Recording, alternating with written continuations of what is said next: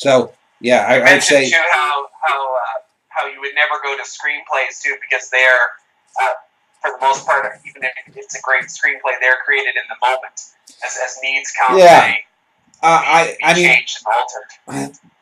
the only possible way I would ever do a screenplay, and I'd only do one, is if somehow, if my name became big enough in 5 or 10 years or however long, and someone said to me, Dan, we want you to do a screenplay, I'd say, okay, I'll do a screenplay only on only one condition. I'll write or doctor a screenplay for you, but you'll have to agree to do the screenplay of George Dickerson, who wrote his own story in a war. And I'd say, if any changes need to be made to that, they'd have to run by me. So, but that's again probably a fantasy because I don't think in my lifetime I'm ever going to have that kind of leverage. But I do think it. Is it a high quality or something? Oh yeah, the George Dickerson screenplay is a very good screenplay. I read it back in '09. So yeah, so I mean, I'm hoping that in the next year, maybe I can get a few nibbles on some of these plays. If I write 25, 30 plays, that I'll have enough to send around this coming, not next week here, this starting Monday, but the Monday after that, I'm off for a week, so I'm going to do that play, and in the evenings, I'm going to send around to a lot of playhouses. I'm going to see which playhouses are looking at manuscripts. I sent around to like 5 or 6 of the actors I interviewed. I only got one that wrote back to me thus far. I didn't expect anything, unfortunately.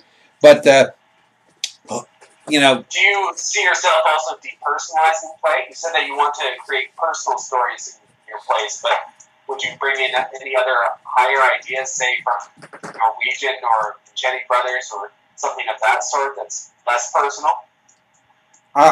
There will be plays that will be total fictions at some point. What I see is maybe for the next year and a half, 2 years, me doing this run of plays, 25, 30, 40, or whatnot.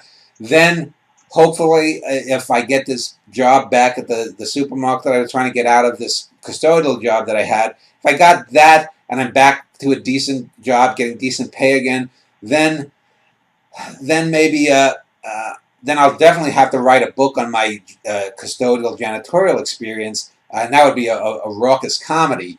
And then do maybe that Gorgeous George play, and then maybe the Con trilogies. So I would maybe then go back to writing novels for a few years. But if a play came, then I might end up for the next decade, say, doing 2 or 3 years of plays, then having 2 or 3 years of novels, then doing a year where I do another 10 plays or something, because you have to recharge, and going back and forth is a good way to do that. But before we end, I want to show you won't be able to see it because in order to get my image on screen, I'm copying or I'm recording this off of my Logitech webcam, which means that the Skype that you're speaking on can't be heard. So anyone wondering why we're not together side by side, that's the reason.